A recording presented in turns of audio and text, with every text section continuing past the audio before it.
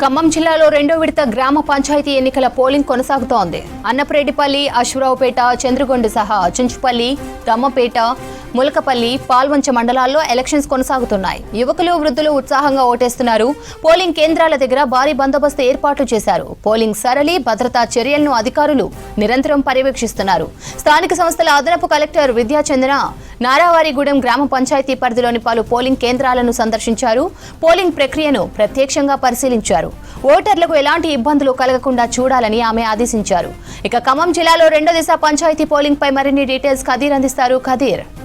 స్రవంతి, ఈరోజు ఉమ్మడి ఖమ్మం జిల్లా వ్యాప్తంగా అటు భద్రాద్రి కొత్తగూడెం జిల్లాలో 7 మండలాలకు, ఖమ్మం జిల్లాలో ఉన్న 6 మండలాలకు ఈరోజు పోలింగ్ ప్రక్రియ అనేది కొనసాగుతోంది. ఉదయం 7 గంటల నుంచి అందరూ కూడా ఓటు హక్కును వినియోగించుకోవడం కోసం పోలింగ్ బూత్లకు రావడం జరుగుతుంది. అయితే ప్రస్తుతం ఇప్పటివరకు చూసుకున్నట్లయితే ఇరు జిల్లాల్లో కూడా 50% పోలింగ్ నమోదైనట్టు తెలుస్తూ ఉంది. ఇప్పటికే చూసుకున్నట్లయితే ఖమ్మం జిల్లాలో 183 గ్రామ పంచాయతీల్లో 1686 వార్డులకు ఈరోజు ఎన్నిక నడుస్తూ ఉంది. అయితే కామేపల్లి, ఖమ్మం రూరల్, కూసుమంచి, ముదిగొండ, నేలకొండపల్లి, తిరుమలపాలెం మండలాలు ఉన్నాయి. ఇందులో చూసుకుంటే ఎక్కువగా కూసుమంచి మండలంలో 41 పంచాయతీలు ఉన్నాయి.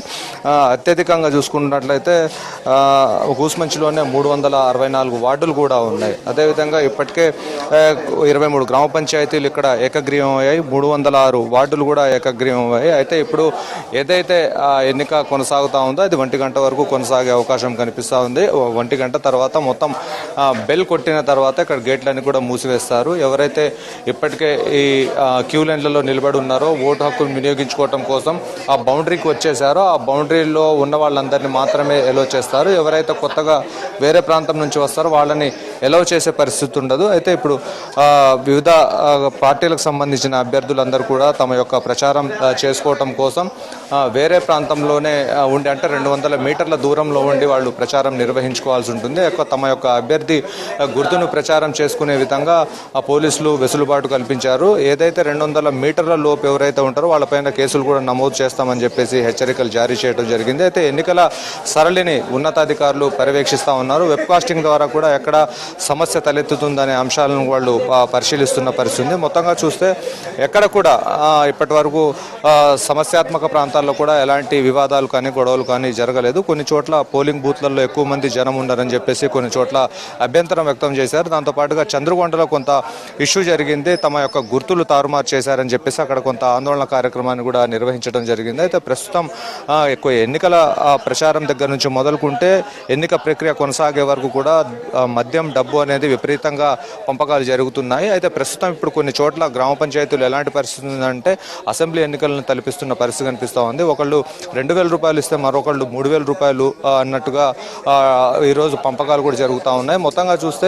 డబ్బులు ఎక్కువగా ఈసారి ప్రభావితం చేసినట్టు తెలుస్తూ ఉంది. అయితే ప్రస్తుతానికి జిల్లా వ్యాప్తంగా తమ యొక్క ఈసారి అభ్యర్థిని గెలిపించుకోవాలని చెప్పేసి ఆయా పార్టీలు మద్దతు ఇచ్చే భాగంగానే హామీలు కూడా భారీగా ఈసారి ప్రకటించడం జరిగింది.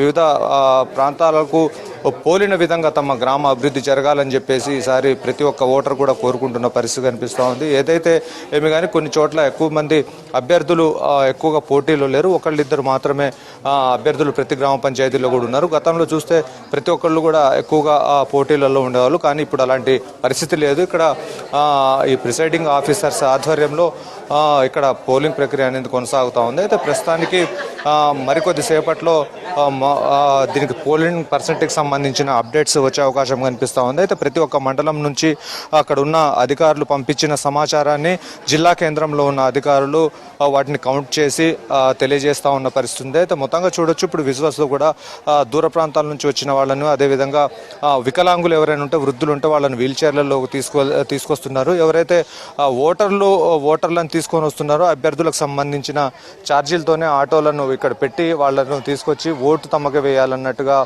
ప్రచార కార్యక్రమాలు కూడా నిర్వహిస్తూ ఉన్నారు. పోలీస్ పహారా 3 అంచెల భద్రతా వ్యవస్థను కూడా ఇక్కడ ఏర్పాటు చేయడం జరిగింది.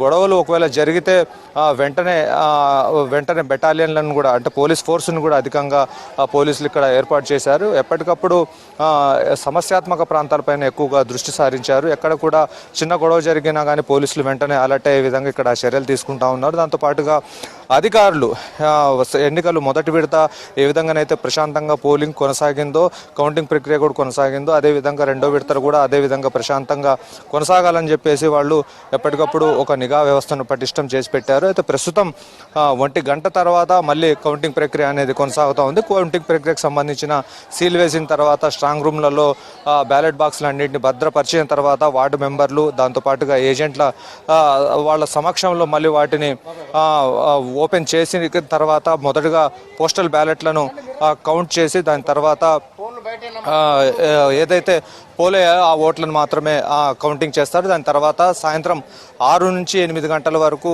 రిజల్ట్ మొత్తం పూర్తయ్యే అవకాశం అయితే కనిపిస్తూ ఉంది. స్రవంతి.